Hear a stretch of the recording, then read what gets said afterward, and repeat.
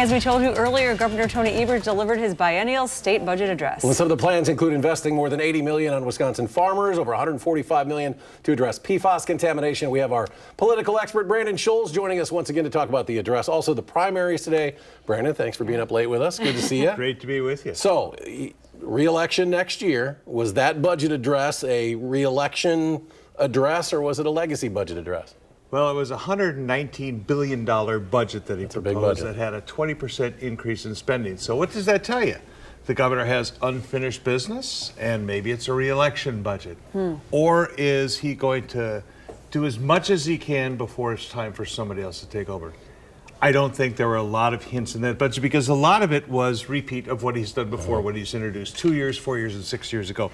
So these are repeat things.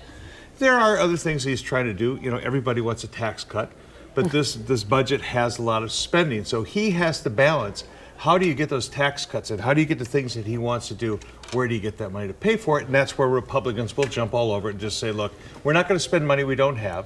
We have a big $4 billion surplus, but you spend that, and that's one-time money, so you can't repeat that program. So tonight is the governor's night. This is where he lays it out. The Republicans will have their shot for the next, couple of months as they rebuild this budget. But there are some things in there that they may hopefully find some agreement on. Roads are always important. Healthcare is important.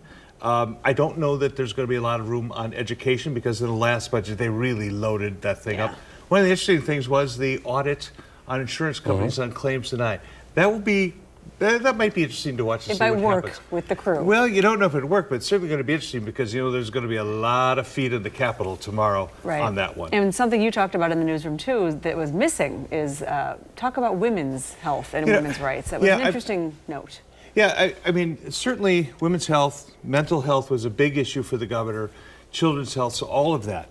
But what was missing was a discussion on abortion, which we saw a lot in the presidential race, the U.S. Senate race, and previous budgets as well. So it's interesting what's left out and what's brought in. We're really short on time. I want to talk about the superintendent's race. Anything surprising? Kind of split pretty much? I mean, I think there were some big surprises. The incumbent Jill utterly won, but not by much. Less than 10,000 votes against Brittany Kinzer, brand new. So you have a liberal versus a conservative. But the other liberal in the race, Jeff Wright, took almost a third of the vote as well. And just from a small area in and around Madison, where he's from, to me that says this could be a race. Because if the Jeff Wright vote splits, right center and left center, that's going to be a really close race. And if you tuck the undercard and below the state Supreme Court race, where there's going to be a lot of money spent and a lot of conservatives and liberals come out to that race, we could have a 1-2 punch on April 1st. Really interesting stuff happening in Washington with education. Pay attention to this race, folks. Exactly. Brandon, thanks so much for being here with us. Great to be here. Appreciate it.